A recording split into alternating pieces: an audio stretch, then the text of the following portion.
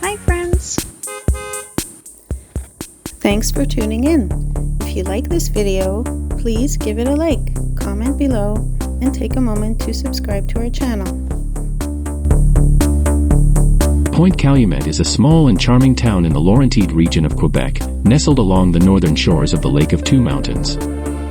This town is a hidden gem, known for its vibrant summer activities and scenic beauty. One of Pointe-calumet's most famous attractions is Super Aqua Club, a water park that's been thrilling visitors since 1984. Families flock here in the summer for exciting water slides, relaxing rivers, and beachside picnics.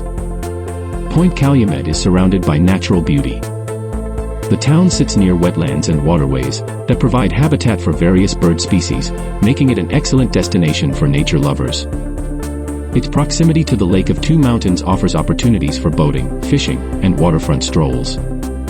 Historically, Pointe-calumet has grown from a rural community into a delightful suburban retreat, balancing modern amenities with its natural environment. The nearby areas also make it convenient for day trips, whether you're heading to Montreal or exploring the rest of the Laurentide region. Thank you for joining us on this virtual trip to Pointe-calumet, Quebec.